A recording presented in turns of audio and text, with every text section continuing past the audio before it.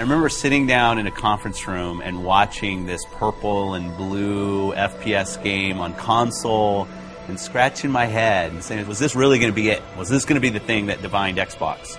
And obviously, 10 years later, it proves that that was the kind of the seminal moment for us, the beginning of Halo as an Xbox game. Not only did Halo 1 bring the FPS to the console, it also brought story. Cortana. I've spent the last 12 hours cooped up. The combination really established sort of a new genre, if you will, of FPS console story expectation. Halo did a lot of really conventional storytelling through cinematics and cool voice acting and great music, obviously. But I think some of the storytelling that happens in Halo that's most inspiring to me is the storytelling that happens through the environment and the sandbox. While you were hit with all this great fiction that you could really kind of delve into and try to understand more about, at the same time you could just pick it up and play. All of that kind of came together to make a game that had not necessarily was completely different than what previous shooters had done, but got all of its individual formulas so excellently perfect. You had this incredible first-person shooter experience that I don't think anyone had ever even come close to before it. Halo was the beginning of me playing console games with my friends, and that's still how I always think about it.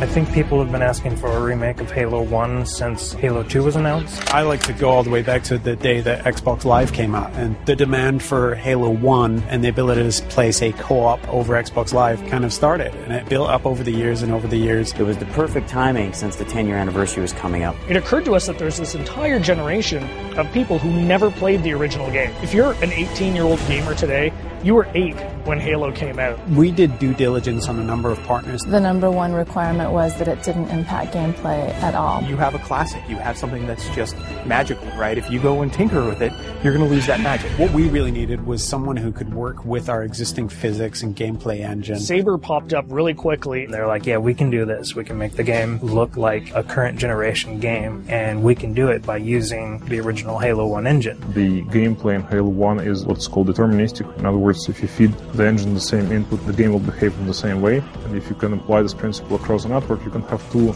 game worlds completely in sync. So rather than simulate Halo's original gameplay or Halo's original physics, we're able to actually use them completely. So the car is nice and shiny, but the engine is fairly old, but so we had to make sure that it all kind of fits together.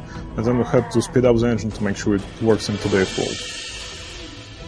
We've done some deliberate things. The library is easier to navigate now. We use lighting and textures to make it a little bit simpler. The pillars are covered in holograms on one side, or they're more decorated on the other side. From what we've noticed, it actually seems to help people that aren't familiar with the library figure out where they're going. Truth and Reconciliation is one of the best examples I can give. If you come to that first interaction and then you make your way towards a cliff, you can look up and see this unbelievable skybox. And so having all these updated graphics has really made the game, to me, just more immersive. I still remember the first time I saw someone switch to graphics. I didn't know that was actually going to be a feature until I saw someone do it. In a lot of ways, it was a very, very fine balancing act. Because again, we're running all the original Halo 1 animations, so it's the original Halo 1 skeletons for those characters needed to be rebound into the updated meshes that we had brought over from Halo Reach and from Halo 3. For example, the Elite actually has an elongated neck, so they're a little bit more squat and compact. Cracking the case in 30 seconds. Welcome back, sir. We'll have your battle-ready stack. Master Chief's iconic, and he has to look like a hero, and he has to look just right. Chief's armor was a tough process. We went back and forth on that for a long time. Originally, we were using a Mark V armor that's built in the multiplayer component of Reach. We just kept coming back, and it just didn't look like Master Chief. The first stuff we put out around E3, I think the forum reaction was instantly, Chief looks wrong, his visor's too big, the color's all wrong. Some people thought we were doing it intentionally as a retro. If you saw the original Chief from like 1999 era, he had a really tall, very matte reflective helmet. It actually looked similar to that. The thing about this group working on this project is that we are very, very passionate about getting this right. We iterated on that probably 6-7 months before we finally got a final Chief's armor that I think looks awesome. One of the number one asks that we had for a Halo remake was we want co-op over live. The original Halo 1 campaign experience had already been designed for cooperative play. You notice when you were getting out of the initial cryotube, there's actually 2 cryotubes for the first cinematic. It definitely creates another challenge for us when you're playing with somebody else, but we obviously wanted to support that. The code base was built 10, if not 15 years ago, so we had to figure out how this code base is structured, how it was designed. We had a lot of people work really long hours to make it happen and to really code it ultimately from scratch. It's pretty seamless. So you'll go into the campaign lobby, and there you'll see your friends who are online playing the game. You fire off an invite to a friend, and they'll be able to join you, allowing you to play what was originally a split-screen cooperative campaign experience, now across live.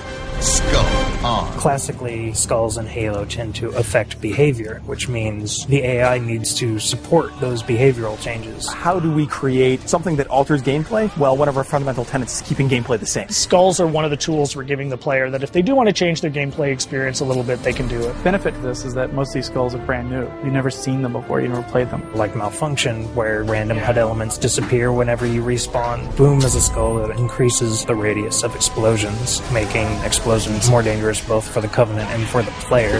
That in combination with something like Grunt Funeral means that you become very afraid of grunts.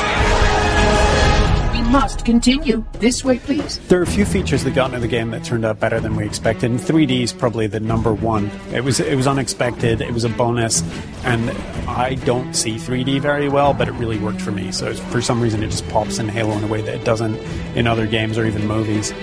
Yeah, I'd say the feature that surprised me the most was Connect. So we've got a number of voice commands throughout the course of the game. Things like grenade, reload. At a point during the game when you're playing, you can say analyze, and this mode comes up where you can almost capture items. So you move your cursor over, say, an elite or a grunt, and in the library, you can go in there and see the things you've captured, move the model around in 3D, and it gives you a bit of a breakdown and explanation of what those characters are.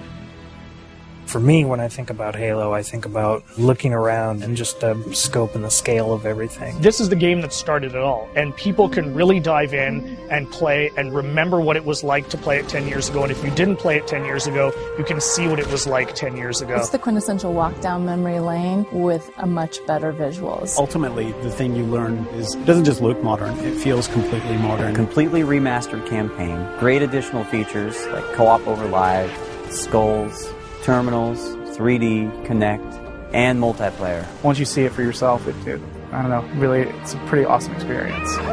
There's a lot of stuff in there for $40. We're actually really excited about the fact that there's so much there, and it's a real smorgasbord of stuff for people who enjoy Halo. One of the best values that you'll find this holiday season, by far.